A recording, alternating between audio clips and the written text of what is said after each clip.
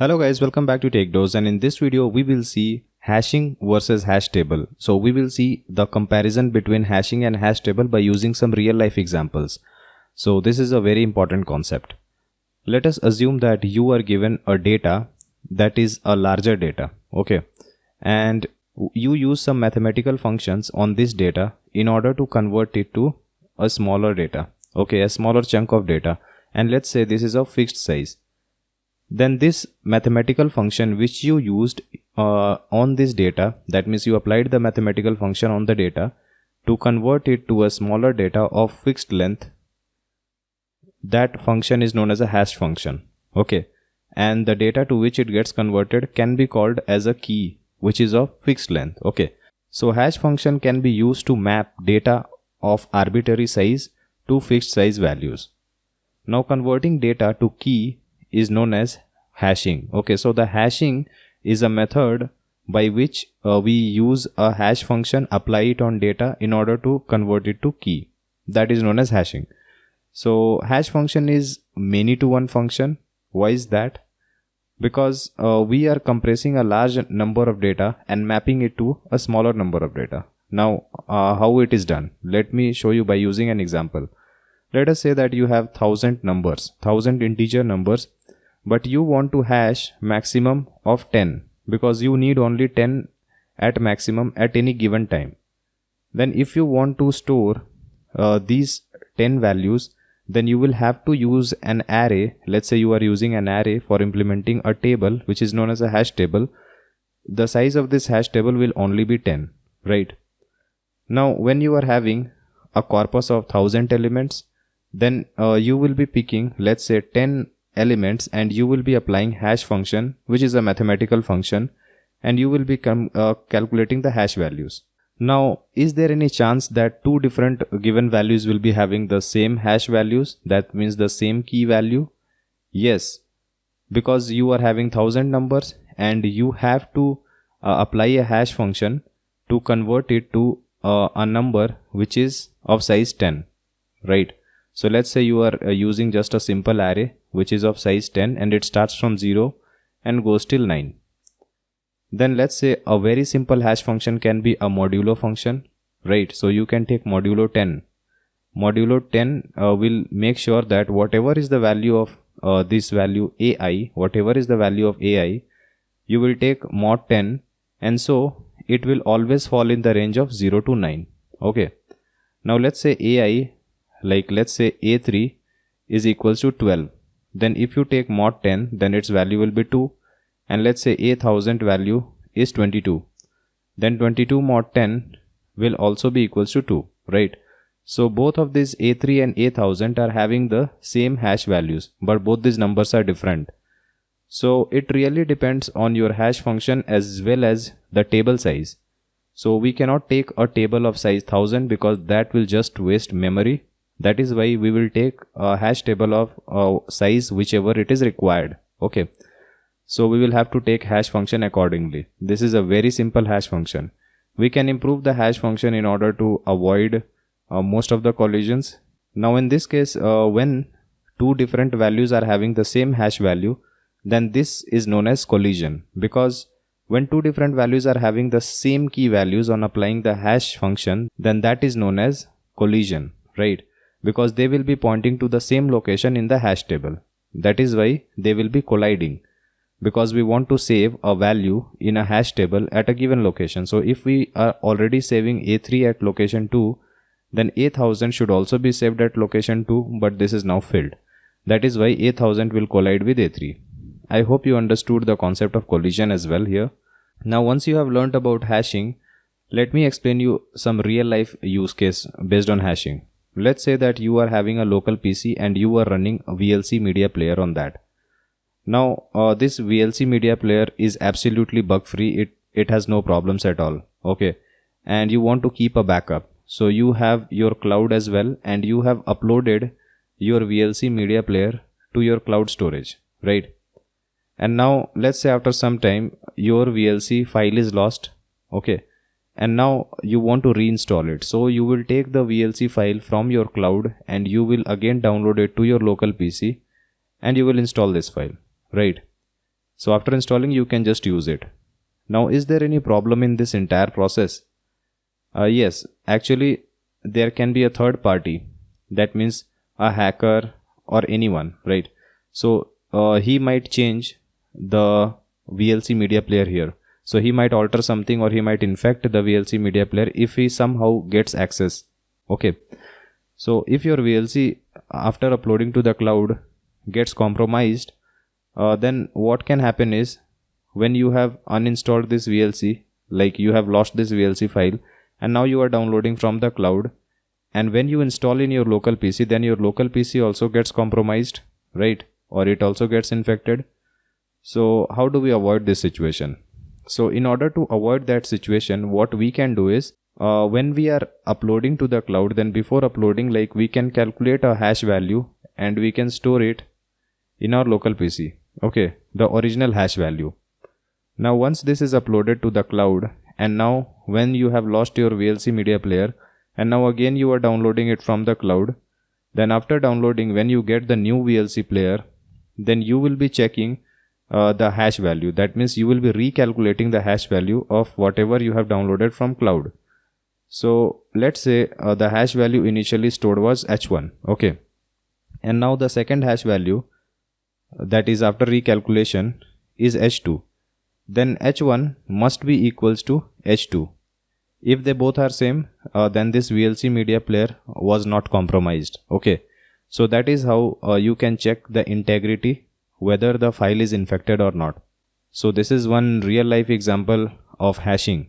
Okay, now after knowing about hashing, how do we use this hash table? I hope you already know what is a hash table. So it is nothing but just a simple lookup table where you will be having a key value pair. So key will be nothing but whatever comes out of your hash function. Like I already showed you that you will be having data, and on data you will be applying certain hash function, which is a mathematical function. You will get a key, and this key will be nothing but this one, right? And you can store in the value part, you can store whatever you want. You can also store the reference to this data, so that whenever you get this key, you can just refer to the given data, right? So this is one process.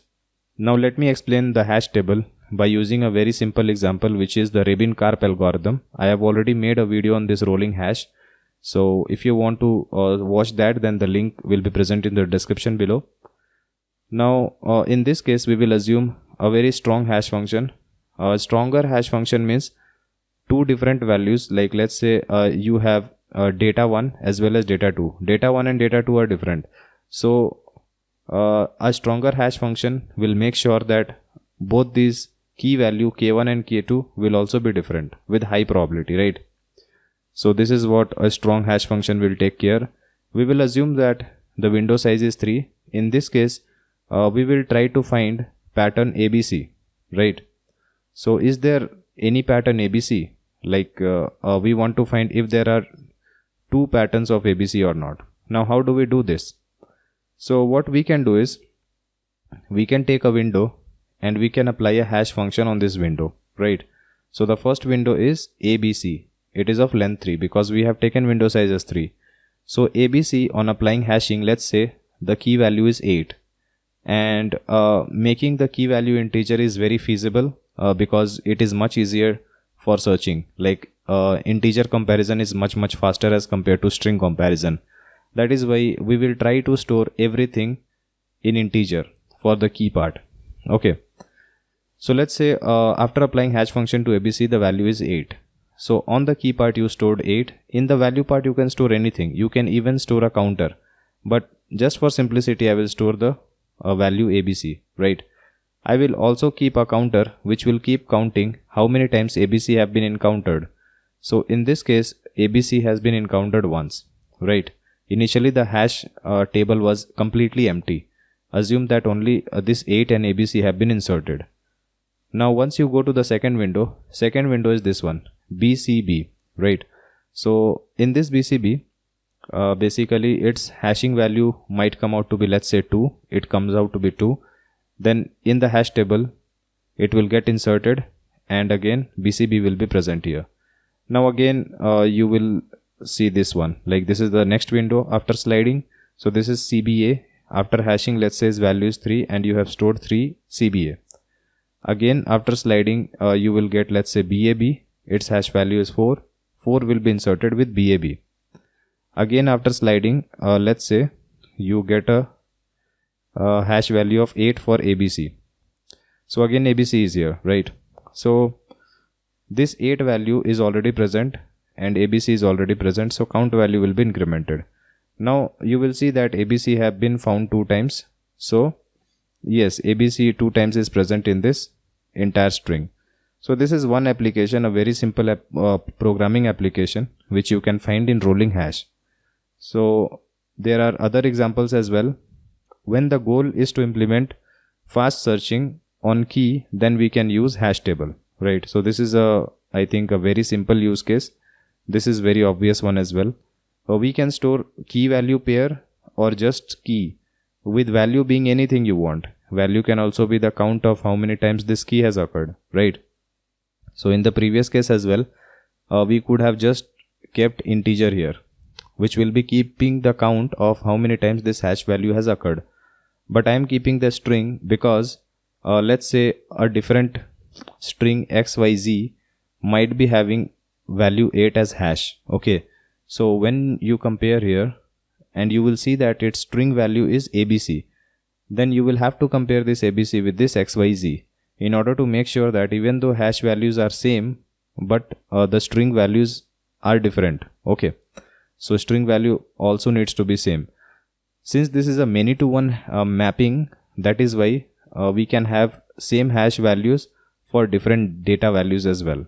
That is why I'm storing data in the value part, right? So another real life example can be like dictionary, implementing dictionary. So in the key part, we can have word. This word can be stored as an integer type in the key part, so that searching will be much faster. And for the value, we can store the meaning of this word, or we can store any synonyms, antonyms, anything. Okay, so this is one use case for this hash table, which is implementing dictionary. The next use case can be pattern matching, like I had already shown in the previous slide regarding this rolling hash Rabin-Karp algorithm.